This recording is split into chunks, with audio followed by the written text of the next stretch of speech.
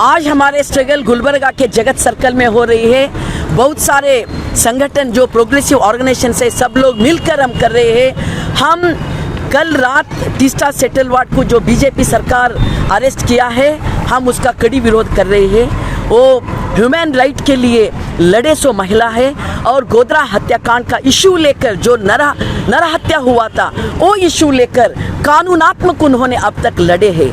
ये जो मोदी है और उनके साथी है उनको कोर्ट से क्लीन चिट मिला होगा, मगर बात क्या है? बात तो ये है वो अपराधी है बोलकर उनका ये एक्टिविटी से उन्होंने साबित किया है। क्या एक्टिविटीज?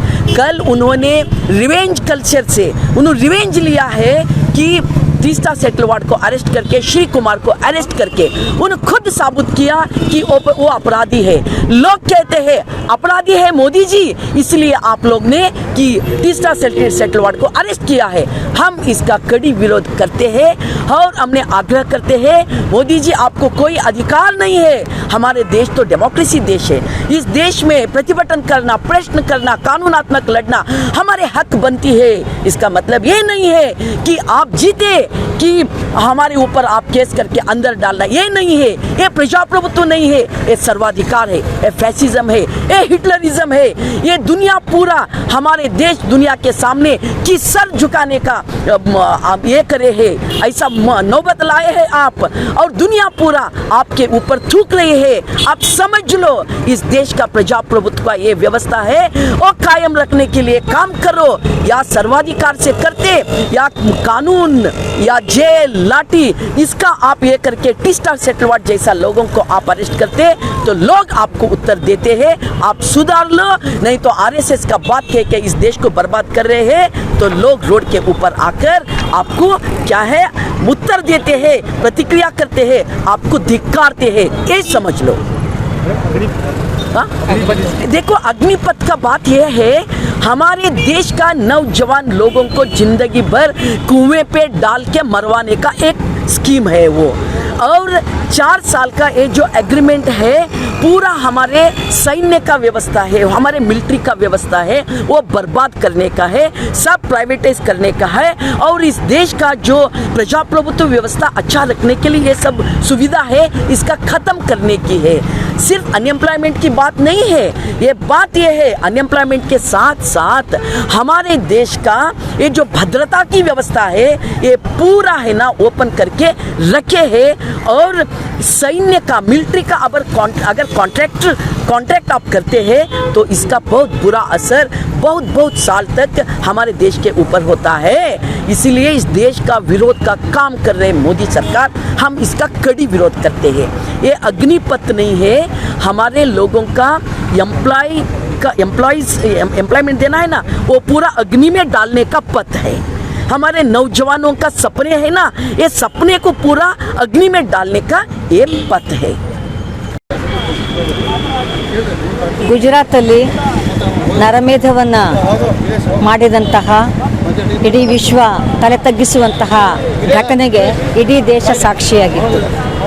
ಎಹ್ಸಾನ್ ಜಾಫ್ರಿ ಅಂತ ಸಂಸದರನ್ನು ಜೀವಂತವಾಗಿ ಸುಟ್ಟು ಕೊಲೆ ಮಾಡಿದ್ರು. ಅವರ ಕೊಲೆ ಹಾಗೇನೆ ತುಂಬ ಜನ ಅಮಾಯಕರನ್ನು ಹತ್ಯೆ ಮಾಡಿದ್ದನ್ನು ವಿರೋಧಿಸಿ ಅದು ನಡೆದ ದಿನದಿಂದ ಹೋರಾಟಗಳು ನಡೀತಾ ಇದ್ದಾವೆ. ಮತ್ತು ದೇಶದ ಸಂವಿಧಾನ ಕೊಟ್ಟಿರುವಂತಹ ನ್ಯಾಯವನ್ನು ಕೇಳುವ ಹಕ್ಕಿನ ಭಾಗವಾಗಿ ಎಹ್ಸಾನ್ ಜಾಫ್ರಿ ಅವರು ಅಂದರೆ ಎಹ್ಸಾನ್ ಜಾಫ್ರಿ ಅವರ ಹೆಂಡತಿ ಕೋರ್ಟಿಗೆ ಹೋಗಿದ್ದರು. ಮೊನ್ನೆ ಸುಪ್ರೀಂ ಕೋರ್ಟು ಒಂದು ತೀರ್ಪನ್ನು ಕೊಟ್ಟಿದೆ, ನ್ಯಾಯವನ್ನಲ್ಲ ತೀರ್ಪನ್ನು ಕೊಟ್ಟಿದೆ. ಸುಪ್ರೀಂ ಕೋರ್ಟಿನ ತೀರ್ಪು ಏನಿದ್ರೂ ಕೂಡ ನಾವು ದೇಶದ ನಾಗರಿಕರಾಗಿ ಅದಕ್ಕೆ ತಲೆಬಾಗಬೇಕು, ಮತ್ತು ಮರುಪ್ರಶ್ನೆ ಮಾಡೋದಕ್ಕೆ, ಮೇಲ್ಮನವಿ ಮಾಡೋದಕ್ಕೆ ಸಂವಿಧಾನ ಕೊಟ್ಟ ಅವಕಾಶವನ್ನು ಬಳಸ್ಕೊಂಡು ನಾವು ಮಾಡಬೇಕು ಅದನ್ನು.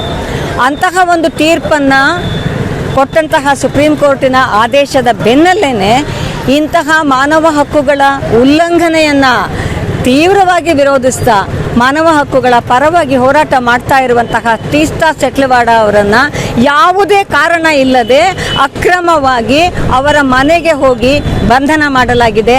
ಇದನ್ನು ನಾವು ವಿರೋಧಿಸ್ತೇವೆ.